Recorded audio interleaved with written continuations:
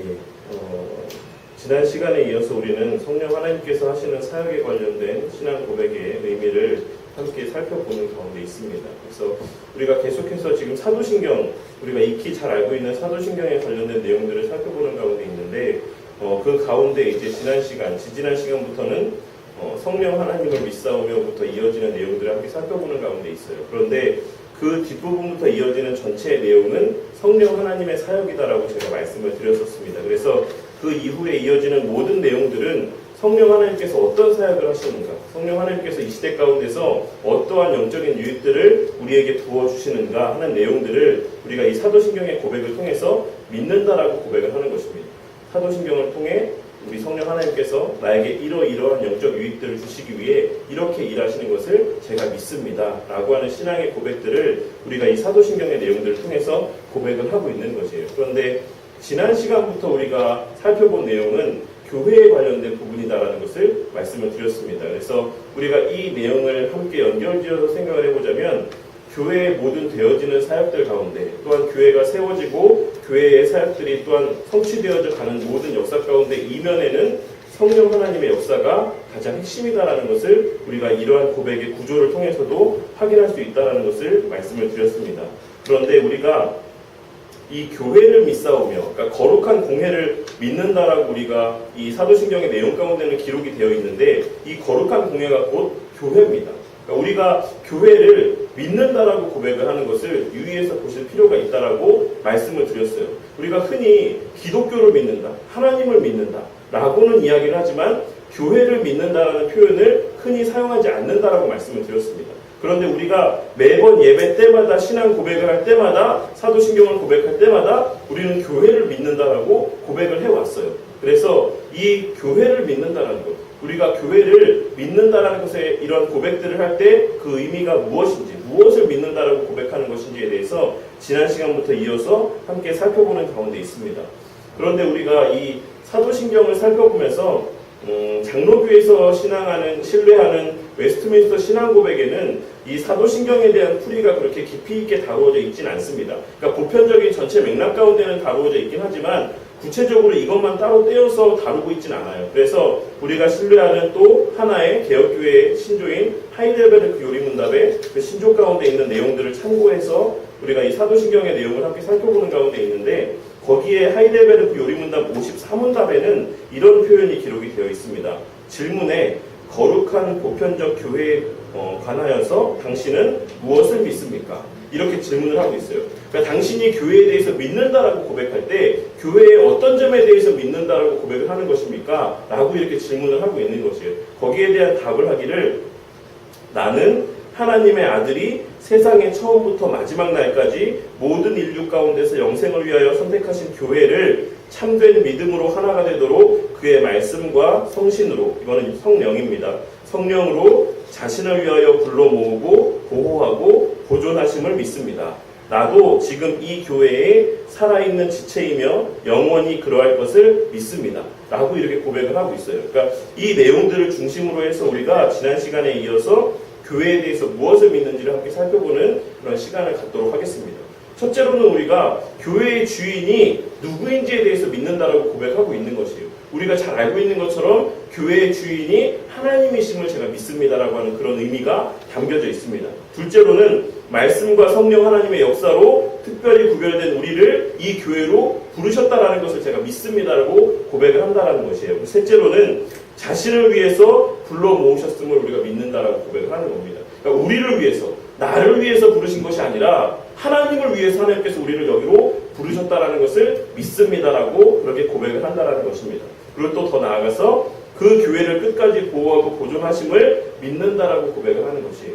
그리고 마지막으로는, 그리고 내가 지금 그 교회에 살아있는 한 지체로서 거기에 접붙임 바되어서 그 교회의 구성원으로서 양분을 받고 그 교회에 나아가는 목적 가운데 함께 쓰임받고 있음을 믿는다라고 그렇게 고백을 하고 있는 것입니다. 이 5가지 가운데 우리가 앞에 2가지를 지난 시간에 함께 살펴봤어요. 그런데 그것에 대해서도 우리가 짧게 함께 요약해서 살펴보면서 그 뒤에 이어지는 것까지 함께 다루어 보도록 하겠습니다. 지난 시간에 우리가 그 가운데서 1번과 2번에 기록된 내용을 함께 살펴봤다라고 말씀을 드렸습니다.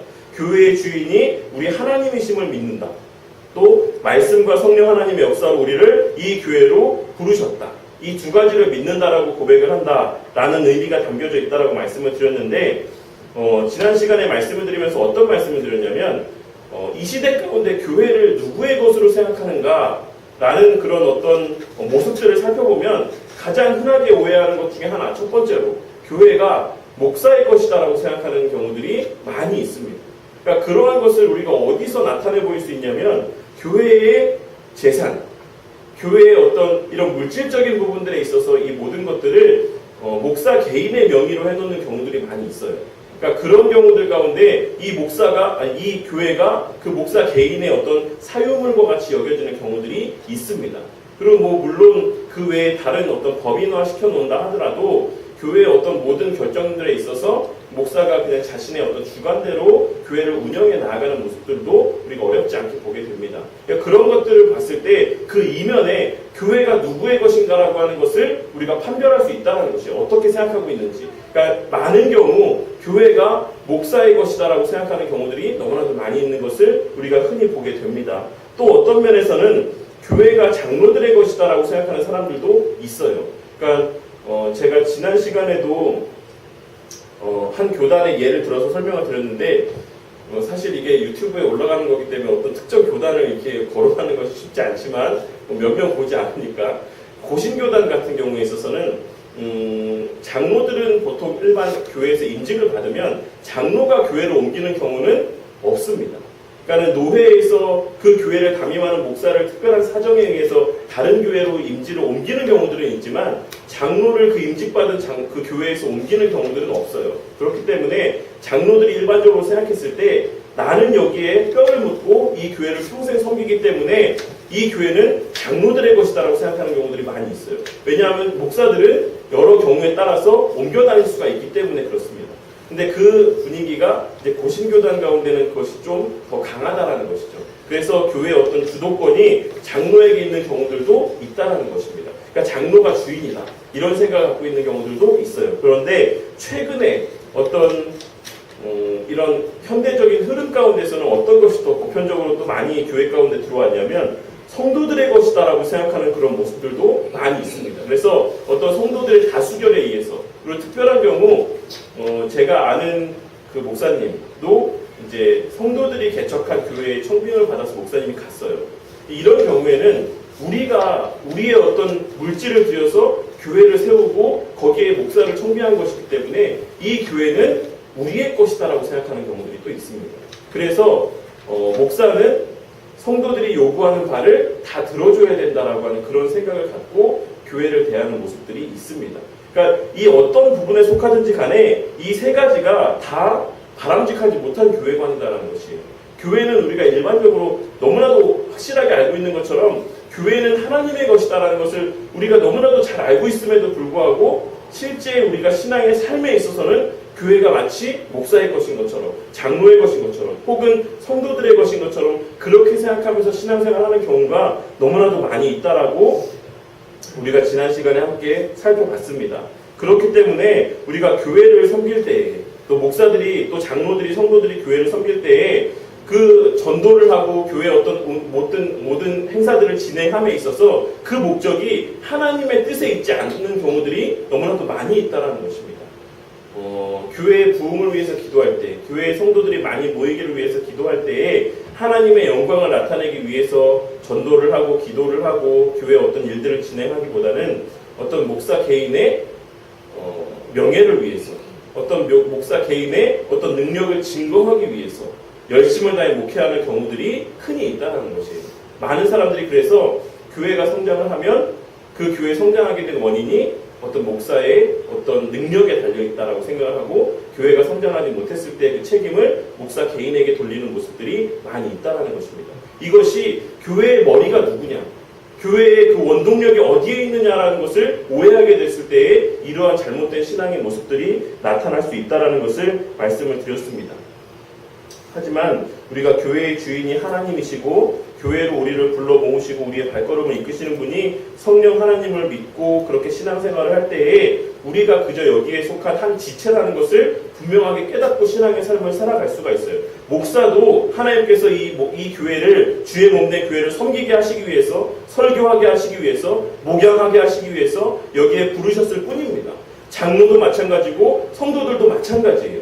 모두 동일한 조건 가운데 하나님께서 부르심 가운데 이 교회를 세우는 각자의 자리에 쓰임받게 하시기 위해서 하나님께서 이 교회로 그 구성원들을 불러 모으셨다는 것입니다. 거기에서 더 나은 어떤 영광을 받을 만한 사람도 없고 더 못한 지위를 갖는 사람도 없다라는 것을 우리가 기억을 하셔야지만 되겠습니다.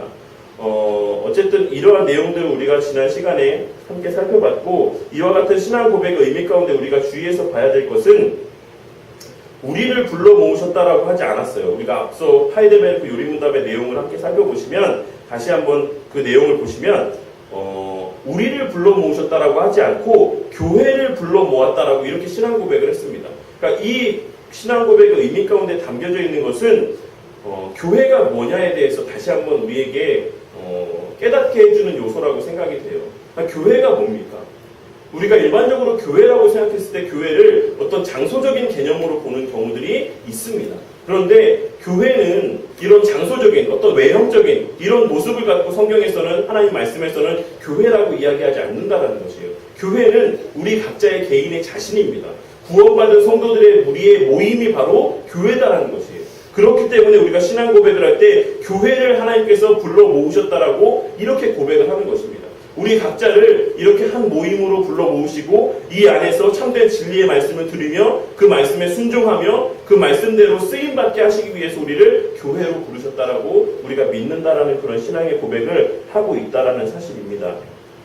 오늘날에 간판이 붙어 있고 예배당의 시설이 마련되어 있는 곳들을 교회라고 부르지만, 아무리 많은 돈을 들여서 그럴듯하게 예배당을 꾸며 놓은다라고 할지라도, 거기에 예배드리는 사람들이 아무리 많이 모인다라고 할지라도 거기에 참된 진리의 말씀이 선포되지 않는다라고 하면 그것은 주님께서 보셨을 때 교회가 아니다라는 것을 우리가 꼭 기억을 하셔야지만 되겠습니다.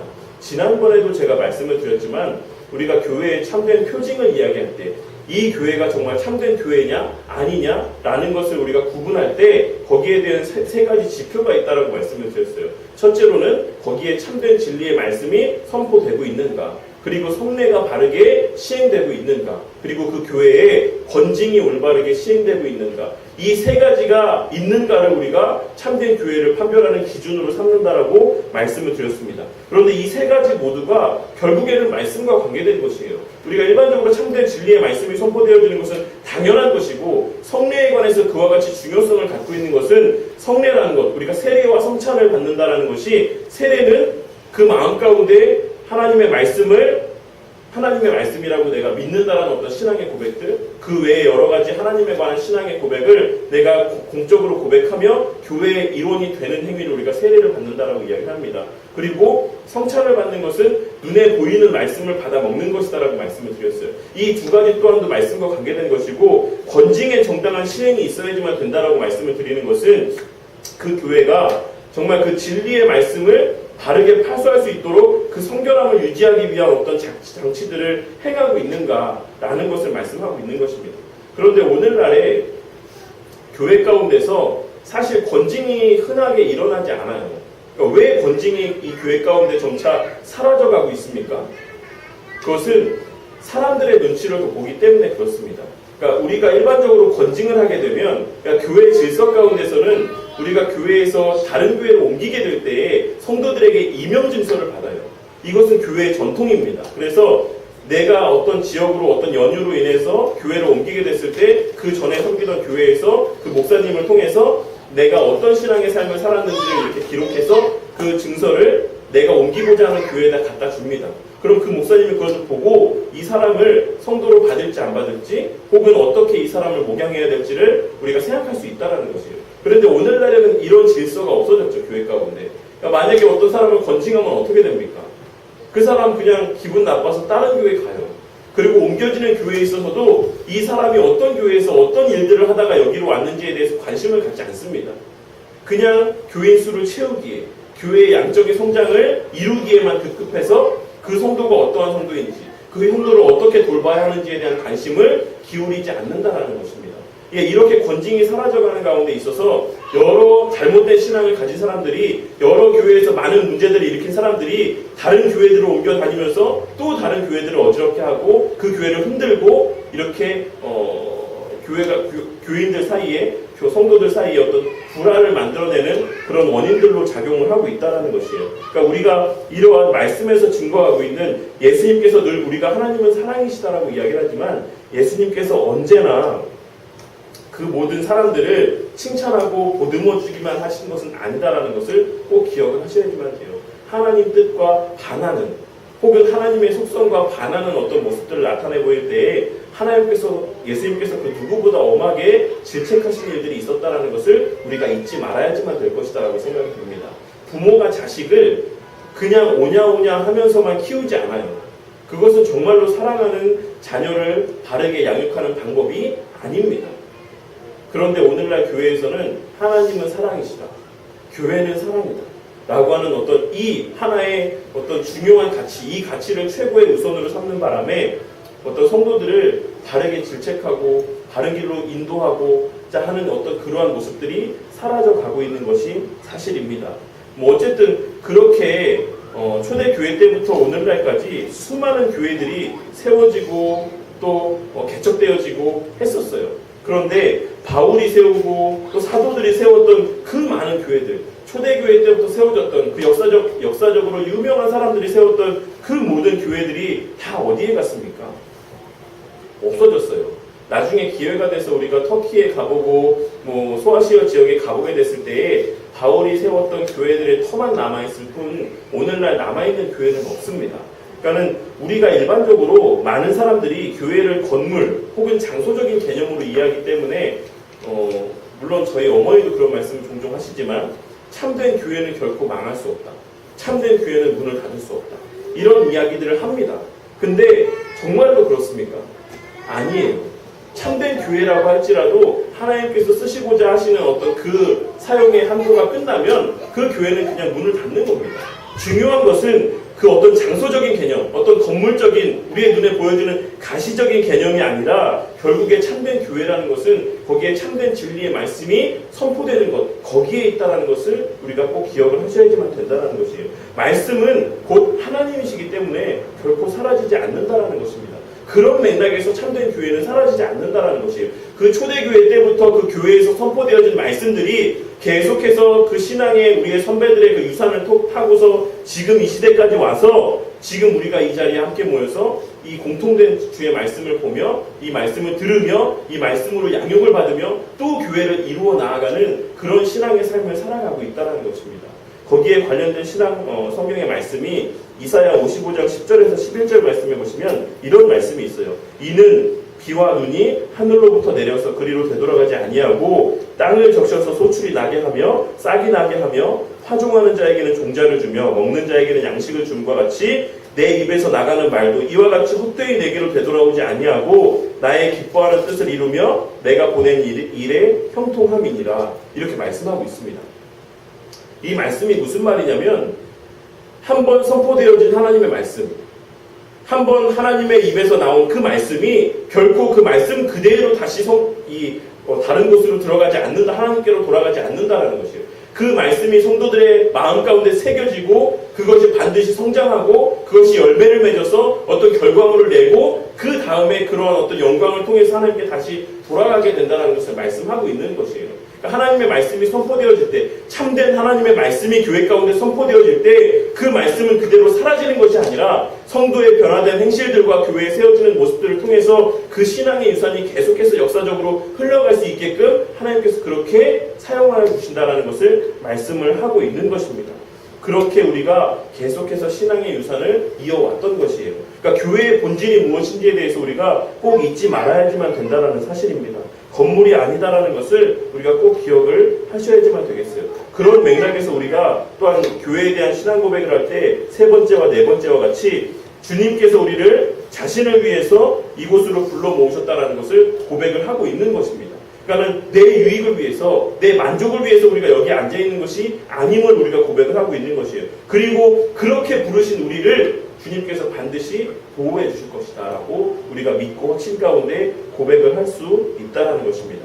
우리가 여기서 교회를 끝까지 보호해 주실 것이다라는 고백이 이 건물을 보호해 주실 것이다라는 것이 아니다라는 것을 말씀을 드렸죠.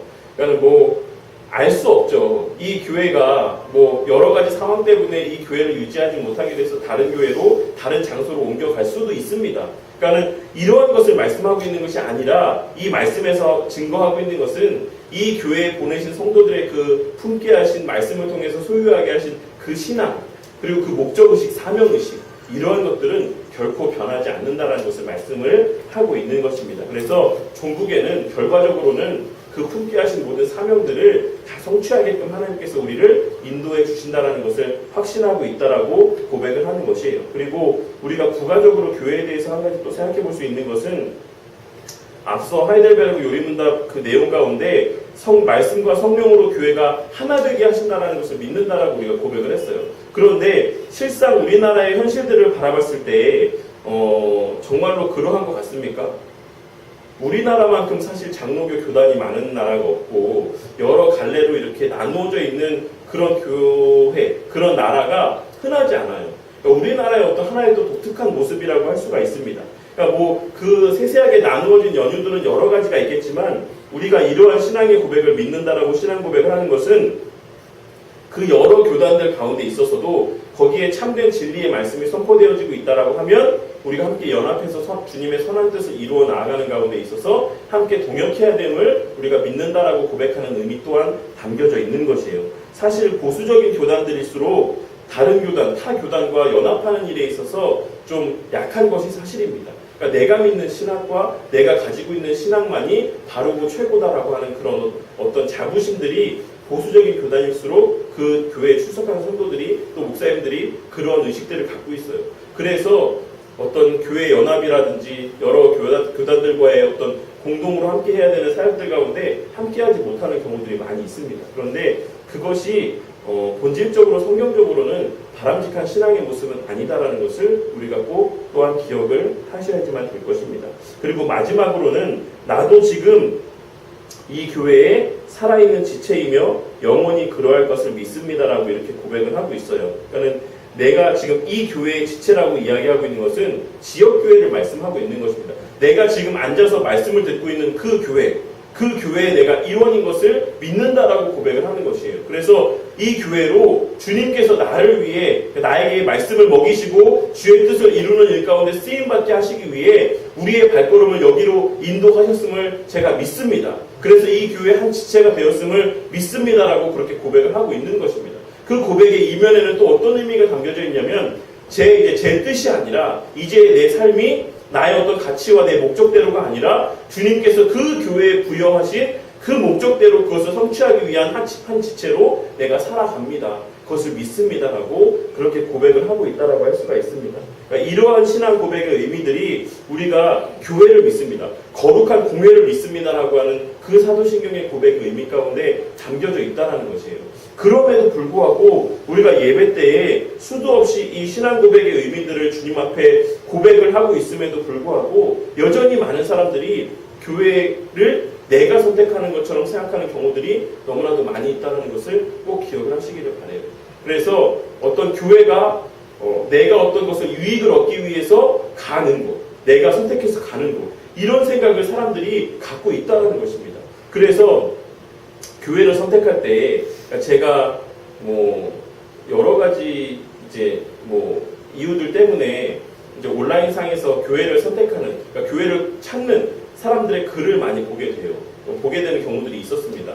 그런데 어느 지역의 교회를 좀 추천해 주세요. 어떤 교회가 괜찮은가요? 라고 이렇게 질문들을 했을 때 그 질문들의 이면에 그 답의 내용들을 보시면 어떤 내용들이 담겨져 있냐면 어떤 교회가 괜찮습니다. 어떤 교회는 차량 운행도 하고 어떤 교회는 어린 아이들의 교육 프로그램도 잘 갖추어져 있고 어떤 교회는 어떤 문화적인 프로그램도 잘 갖춰져 있고 이런 이야기들을 해요. 그래서 그 교회가 괜찮습니다. 그리고 마지막에 좀 더 괜찮은 경우는 그리고 말씀도 들을만 합니다. 말씀도 괜찮습니다. 이런 말들이 뒷부분에 기록이 되어 있는 경우들이 대부분이에요. 그러니까 언급이 안 되어 있는 경우들 많고.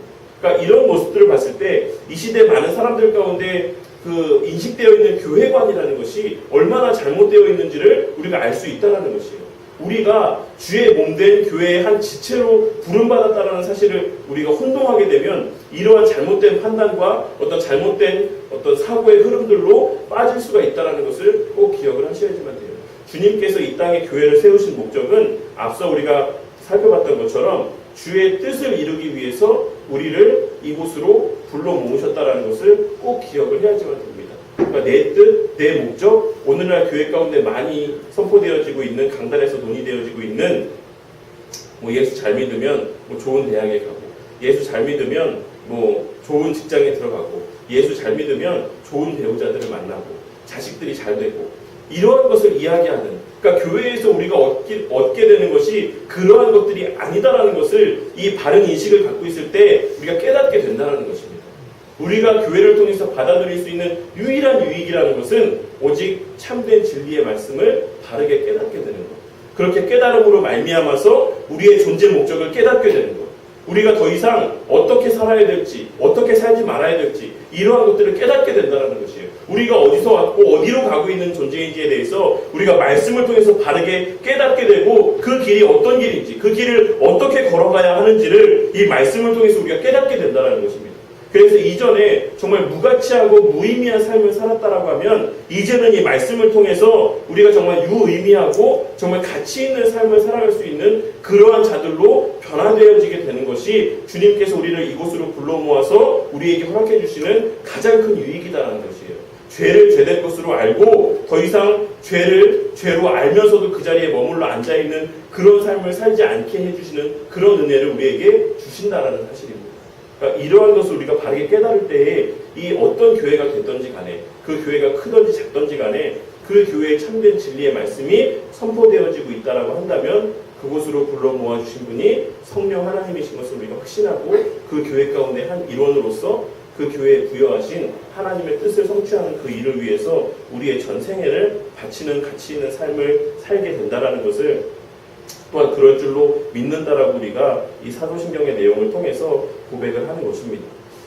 이 시대에 계속해서 말씀을 드리지만 교회가 성도들의 삶에 수단이 된 경우들이 너무나도 많이 있어요. 그러니까는 교회에 가서 좀 사람들이 많이 모이는 교회에 가게 되면 사람들과 교제하기도 쉽고, 또래들을 만나기도 쉽고, 그 가운데서 어떤 세상적인 정보를 얻기도 쉽고, 그러니까 이러한 어떤 내가 교회를 통해서 내 삶을 좀 더 윤택하게 하고 좀 더 유익하게 하는 동시에 신앙생활도 포기할 수 없는 이런 가치를 갖고 교회를 다니는 사람들이 너무나도 많이 있다는 것입니다. 하지만 교회는 결코 우리를 위해서 존재하는 것이 아니라 우리가 교회를 위해서, 우리의 가치가 교회의 가치에 부합되게 그렇게 살아가는 것이 바른 신앙을 갖고 살아가는 사람들의 바른 신앙의 모습이 된다는 것을 우리가 꼭 잊지 말고 마음에 새겨야지만 될 것이다라고 생각이 됩니다.